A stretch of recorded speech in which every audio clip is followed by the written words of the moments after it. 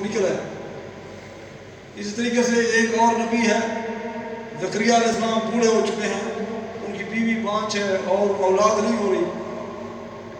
تو ہم دیکھتے ہیں نا کہ اگر ہماری شادی ہو گئی ہے اور بچے نہیں ہو رہے، 1 سال نہیں ہو رہا، 2 سال نہیں، فلاں جگہ چلے جاؤ، ادھر جا کے اس بازار پہ چلے جاؤ، وہاں پر چلے جاؤ، تمہارا جو ہے بچہ تمہیں مل جائے گا۔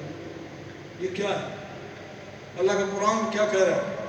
للہ ملک السماوات والارض یخلق ما یشاء یہب لمن یشاء اناثا ویہب لمن یشاء الذکور او یزوجہم ذکرانا واناثا ویجعل من یشاء عقیما انہ علیم قدیر۔ للہ ملک السماوات والارض، زمین و آسمان کی بادشاہی اسی اللہ کے لیے ہے۔ یخلق ما یشاء، جو چاہتا ہے پیدا کرتا ہے۔ یہب لمن یشاء اناثا، جس کو چاہتا ہے بیٹیاں دیتا ہے، بیٹے نہیں دیتا۔ وَيَهْبُ لِمَن يَشَاءُ الذُّكُورَ، جس کو چاہتا ہے بیٹے دیتا ہے، بیٹیاں نہیں دیتا۔ اور يُزَوِّجُهُمْ ذُكْرَانًا وَإِنَاثًا، جس کو چاہتا ہے دونوں ملا کر کے دیتا ہے، بیٹیاں بھی ہیں بیٹے بھی ہیں۔ اور جس کو چاہتا ہے 5 کر دیتا ہے، کچھ بھی نہیں دیتا۔ إِنَّهُ عَلِيمٌ قَدِيرٌ۔ تو بیٹا بیٹے دینے والا کون ہے؟ وہی اللہ ہے۔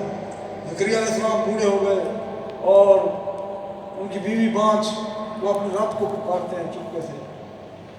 قاف ہا یا عین صاد، ذکر رحمت ربک عبدہ زکریا اذ نادی ربہ نداء خفیا۔ زکریا علیہ السلام کو یاد کرو کہ جو اس نے کسی چپکے سے پکارا۔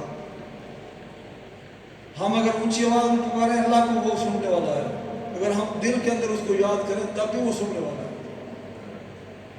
زکریا علیہ السلام نے چپکے سے پکارا، اے اللہ میں بوڑھا ہو گیا ہوں، میری بیوی 5 ہے، اے اللہ مجھے تو اولاد عطا کر۔ اور اللہ تعالیٰ نے پھر فرمایا کہ تمہارا بیٹا ہوگا اور یحییٰ اس کا نام ہوگا۔ تو یحییٰ علیہ السلام اللہ تعالیٰ نے ان کو عطا کی ہے۔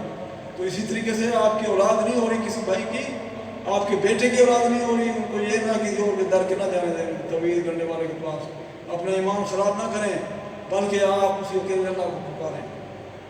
صبح تہجد کے ٹائم پہ اٹھ جائیں کہ جب کہ اللہ تعالیٰ آسمان دنیا میں تشریف لاتا ہے جیسی اس کی شان کے لائق ہے، تنہائی کے اندر 2 نفل پڑھیں، 4 پڑھیں، اور اس کے بعد پھر گڑ گڑا کر کے اس سے مانگیں، درود شریف پڑھتے ہوئے نبی اکرم صلی اللہ علیہ وسلم کو درود شریف پڑھیں، اور پھر اللہ کے حمد و ثنا کرنے کے بعد اس سے مانگیں۔ آپ کے آنسو نکل جائیں گے، جب آپ کی دعا رد نہیں ہوگی، اللہ تعالیٰ آپ کو اولاد سے نوازے گا۔